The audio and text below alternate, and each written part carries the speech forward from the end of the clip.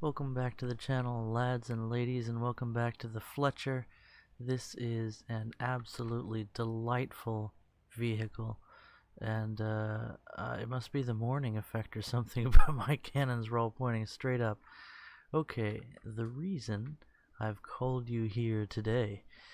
Oh, no wait, I mean the reason I'm making a video today is to update the aiming guide for naval forces in War Thunder. A few things may have changed, but definitely I have a better understanding now of how this works, and I think you'll agree it's a reasonably comprehensive understanding that I'll share with you today.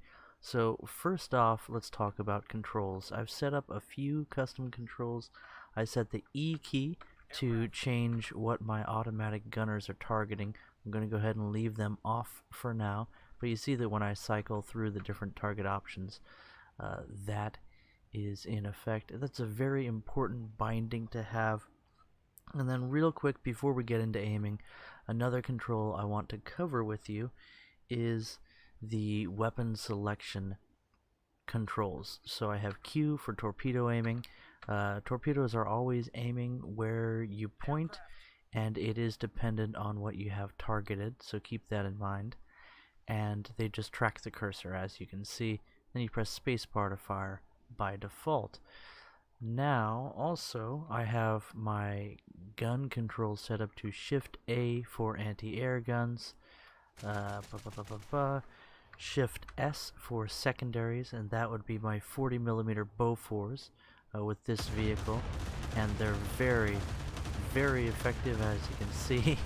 Even though the S-38 is ridiculously tough for such a low battle rating vehicle. It just has the crews spread out in such a way you really have to play whack-a-mole to take the thing down. Can we get her? More or less. Now you're starting to see the next thing that I'm going to talk about, and that is aiming itself. So when you're aiming the guns, why won't you die? There's a few things you need to know. Number one, if you look at the white quartered circle, that is where the guns are actually pointing. The full white circle is, for lack of a better word, you're targeting reticle, and that's where you're indicating a target to the guns. You're not actually telling the guns to point to that spot, but it's more like you're indicating a general target, and then your crew has to think before they assign the guns to that position, as you see. So let's target an enemy, and unlike in tank RB or aircraft, it's actually essential that you manually select a target, because think of yourself more as the captain of the ship and less as someone in direct control of the gunners, even when you are assuming direct control. So let's talk about views. The third person view is best for close-in encounters, as we have with this LS. You can, as you see, immediately pull some snapshots. I'm going to switch to secondaries here because the 40mm Bofors are so devastating, and you see he doesn't really stand much of a chance when we target him there. Then there's the other camera, which I have bound to the C key, and that just helps you see things a little bit more clearly.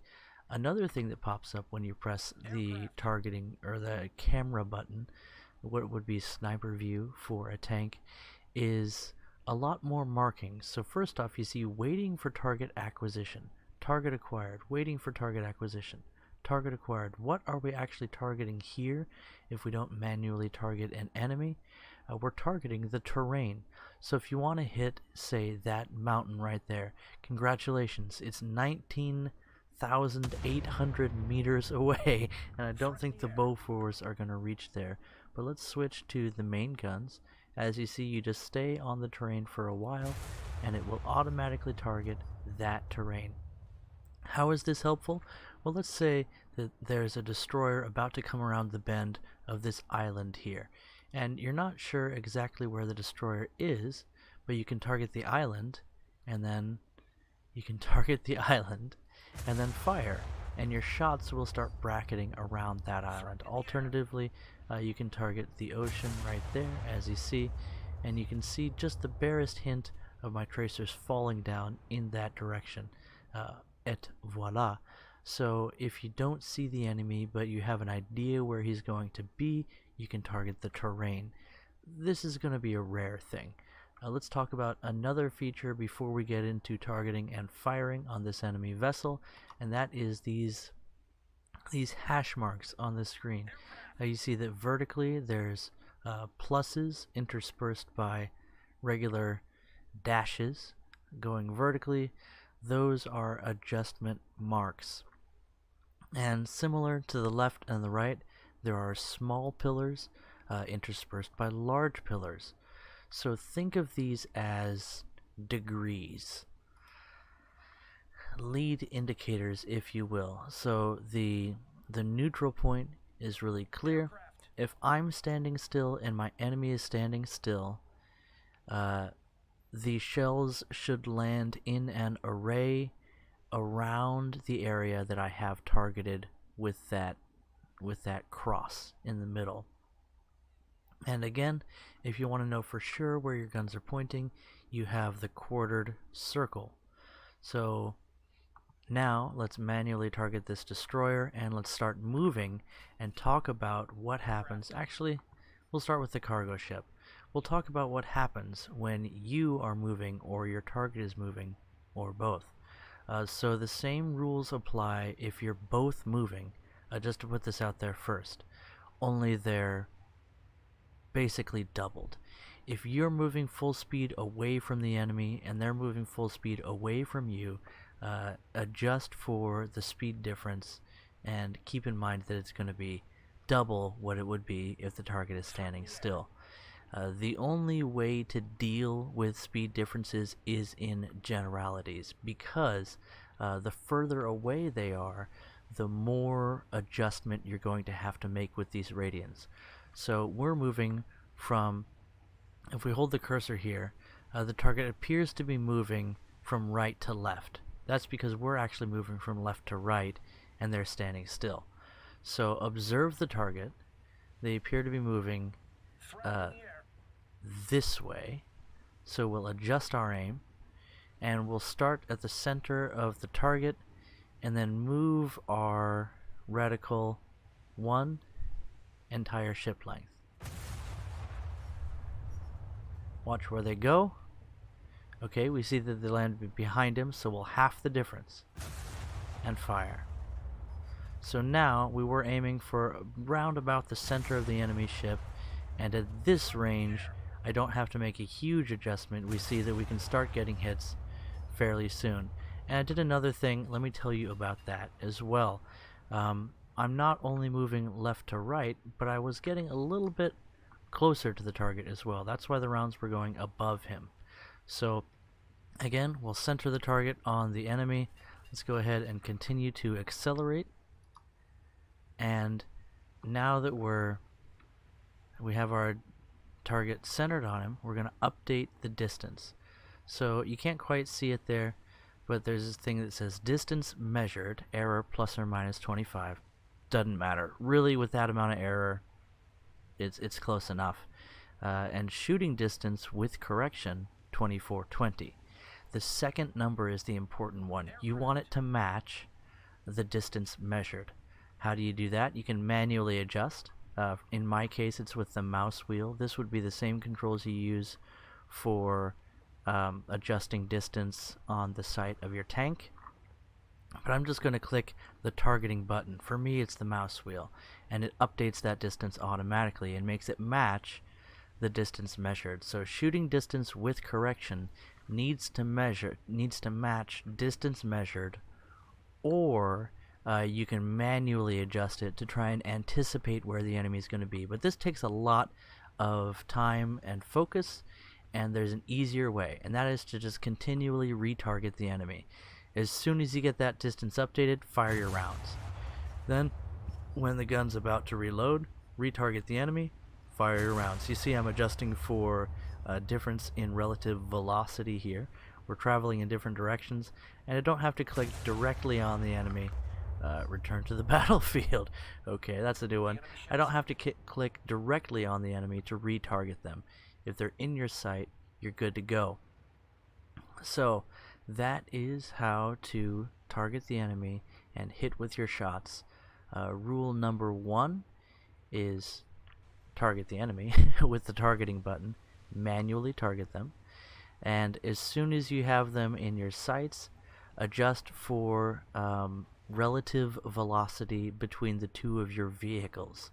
So if he appears to be moving left to right as he is here, then I need to move my cursor to the right, or to the left I should say.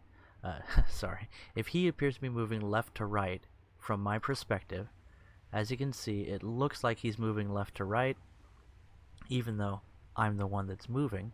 Then just aim a little bit more left, and your shots will appear to hook right, even though it's not your shots that are moving, it's you. So let's start there. Am I doing this right? Yeah. Make a little bit of an adjustment, and you see that when we zoom in, the notches are larger, so you're making smaller adjustments. Zoom out, the notches are smaller, you're making larger adjustments in aim. So we'll retarget the enemy to update that distance and fire a shot. And I was completely off. I'm an idiot. You want to aim the opposite of the direction they're moving, as though they're going to move into your shots, right? So he appears to be moving left to right. We're going to aim right of him and update the distance. As soon as it's updated, fire. And one trick with updating distance is it shows when it's updating. You see target acquired, right next to that it says updating distance. As soon as that's done, fire your rounds. Now at this range, you're really going to want to aim for critical components of the enemy ship. We're reloaded, we'll update the distance and fire. So with this one, once it's almost a quarter of the way from being done reloaded, we'll go ahead and update the distance and then immediately fire. Update, fire. Update, update, fire. And wait for it, update, fire. Okay, just like that. That is the fastest way to get hits in Naval with larger craft when you're moving. And this is how you win battles in destroyers. Another note, you'll see that we're using AP, so let's deal with this little guy first, just because we can. And he's not having a good day. Alright, next, there's the destroyer. So again, we're going to move, let's set ourselves up this way. So we're just kind of avoiding this island, and we'll turn just a bit so we can get the guns to bear. We will target him and immediately fire our first volley. Oh, let's switch to the main gun. Target and fire our first volley. We'll watch where those go, and in an actual match, you know, you can make your adjustments on the fly before your rounds land. Those landed a bit behind him, and also pretty much where we were aiming. So what we want to do is target the biggest part of his vessel at this range, just so we have a lower chance to miss. And as you saw, those are behind him as well. So we'll target, updating distance, it says 4125, let's drop it down to 3780, and then fire. That's one way of adjusting for relative velocity. You just manually aim down. Let's look at the other way, is to use these radians. So let's say that let's just put 3 notches. So we got 0, 1, 2, 3. Update distance, fire. Let's see how that goes for us. Okay, those were pretty much on target, so we'll leave it there, maybe drop it just a bit. Update distance, fire. Hit that target button, fire. Hit that target button, fire. And you can see we can consistently get shots on target as soon as we find out how many radians we need to adjust, and as we get closer, we need to aim down less. So again, this solid circle is your key. Aim using these notches we'll call them radians. First you start on your target where you want to hit, and then you adjust for relative velocity. We're moving toward him, so we're aiming down. If we're moving away, we'll aim up. And there's no radians for aiming up, which is kind of disappointing. I don't see any reason not to have them. And if we're moving, let's see, we'll switch it around here a little bit. If we're moving from left to right against him, then we'll aim to the left of him. And again, using those radians, first you make your best guess, and then you adjust to compensate. So let's guess that, are we going to hit anything? Let's guess that we're moving 2 radians difference. So there we've made our 2 radian adjustment. Again, we're going to aim for his bow, move it over 1, 2, retarget, fire. How's that looking? Pretty good, a little bit high actually. So let's drop it down, move it over 2, and fire. That was pretty good. We'll just fire again. Okay, at this range it's pretty hard to miss. So that's the idea, to wrap everything up. The cross is neutral. If neither of you is moving, your rounds should land exactly where the cross is pointing. Target and fire. If you are moving, or if he's moving, then adjust to compensate and use those radians as a guide. At close range, you're not going to have to compensate much, so you'll just be firing away. But remember to update that distance, right? So here we are at 15. We'll aim a little bit low to hit near the water line. That's always that didn't hit near the water line at all, so we'll drop our aim down a bit. Fire again. That helps a bit. We'll drop because we're getting closer. Fire again. Let's update the target. Drop down. Fire.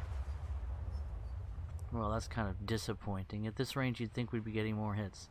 Let's switch to the secondaries. Okay, and we'll zoom out. Sometimes, if you're having trouble hitting at maximum zoom, you can zoom out a little bit and things will work out better for you. And just look at the amount of damage that these 40mm Bofors do at close range. It's really just disgusting. Okay, back to the main rounds. Aim a little bit lower, and here we're not updating the targeting, just so we have consistent aiming. At close range, you really do want to be as zoomed out as possible and get your hits that way. This is actually a lot more difficult than it was last time. So that's the general guide, and then also you can go into third person here and just kind of put the cursor on the enemy and take your shots. It works especially well at closer ranges, but it's one of those things you need to get a feel for, and every time you change view, it's also going to change where you need to aim, if that makes any sense. Another thing you can do, zoom in on the enemy, get it nice and well targeted, pop out into third person and let it go. What does that do for you? I'm not sure.